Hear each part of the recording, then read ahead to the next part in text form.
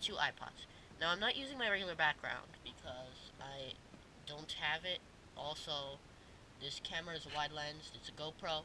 I usually shoot with this iPod. Before that, I used to shoot with that iPod. So now I have both, but I don't have any other camera except for the GoPro. So I'm going to use the GoPro, and the background doesn't really work with the GoPro because it's a wide-lensed camera, so please just bear with me. Okay, so as you see, there are a lot of differences with these two iPods. This has a 4.43-inch screen, and this has like a 5-inch screen, I'm not sure. But they run different versions of iOS, they have different running issues and stuff. So let's get started. I'm going to bring you the iPod 4th first.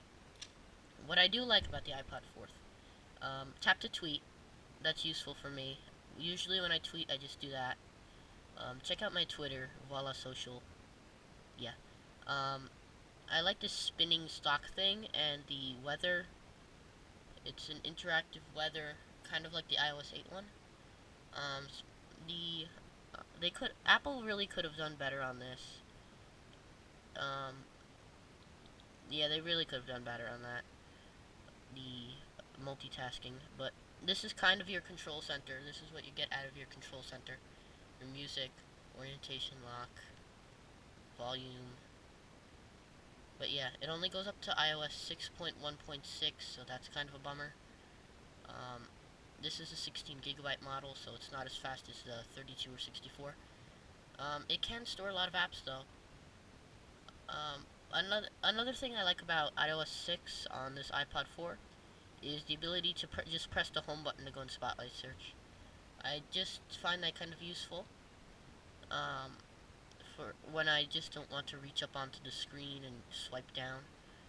But it's also kind of easier to find because there's a little magnifying glass there. So to get rid of an app when you go into it, let's say Newsstand because it's easy to open, you just hold down and hit the red dot. It's a little bit less time consuming than the iOS 8 on the iPod 5, but it doesn't really make much of a difference.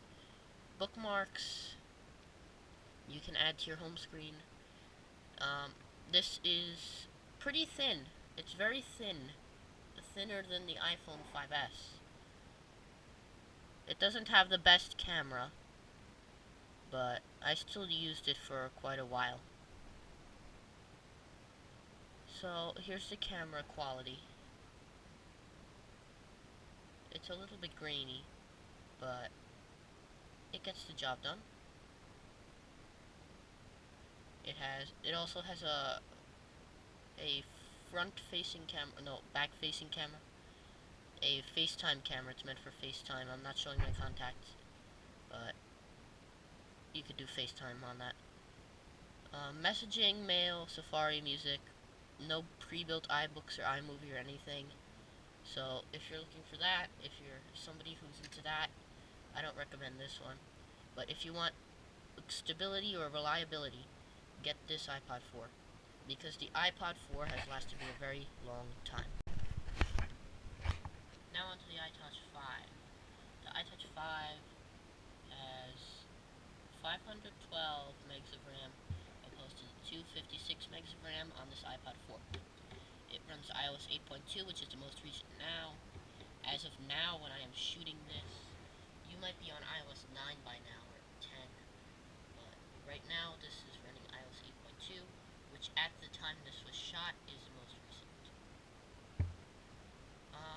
It has the LED flash, it has the camera. This is your Wi-Fi patch, opposed to this one where it's protected. This one you have to take care of, which is a bummer. It just makes it a little bit faster. You have your iPod Touch Loop where you could hang it on a lanyard or something. You have a lightning connector, and your headphone jack, and your speaker. You have aluminum buttons opposed to the plastic buttons on the iPod 4, and it has the more compact lightning connector than the 30-pin connector that's on this. They kind of switched up the speaker and the headphone jack in the spots. They switched the spots.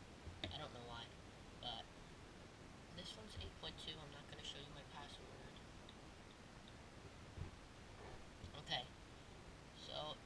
has like this feature where the background zooms in. It's pretty cool.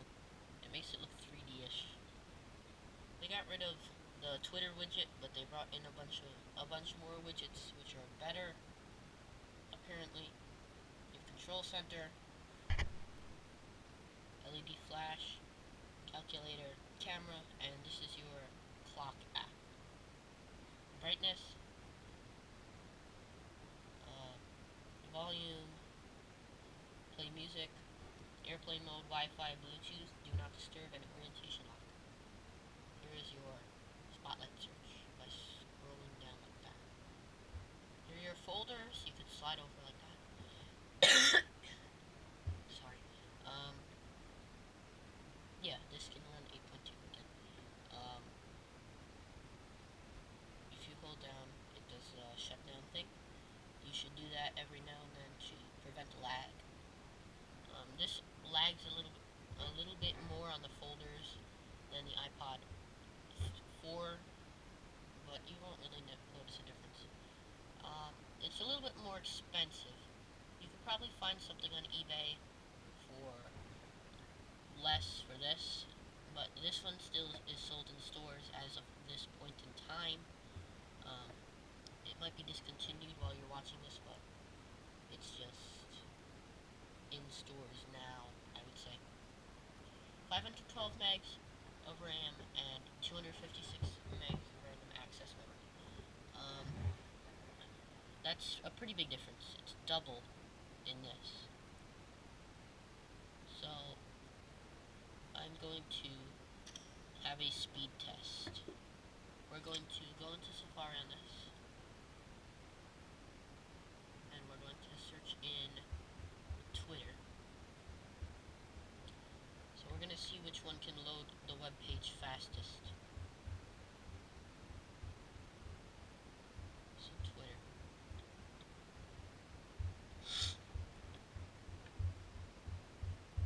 Ready? 2, 1. This one loaded a little bit faster, but I don't think you will really notice the difference. So, what have we learned here today? That this iPod is better? No. That this iPod is better? No. They're pretty much better for different things. This one is better for music because it doesn't come preloaded with all those YouTube songs. It has a little bit of a worse camera, but you won't really notice the difference. I worked with this camera for years, and I worked with this iPod for years, and it has not given me any trouble. I didn't jailbreak it or anything, and it doesn't backtalk me.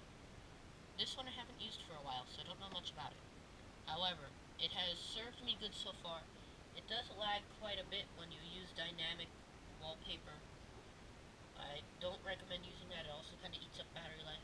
This one has Siri, this one doesn't, but I don't really use Siri too much anyway.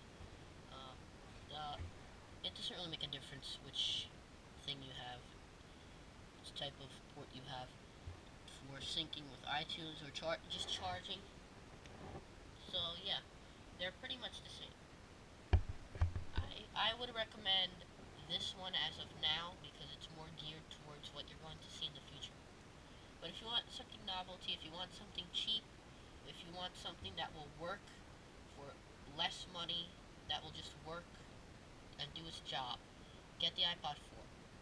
But the iPod 5 is for better camera, better Siri, and overall better Safari performance and download performance and less lag, because this has the A5 chip and this has the A4 chip.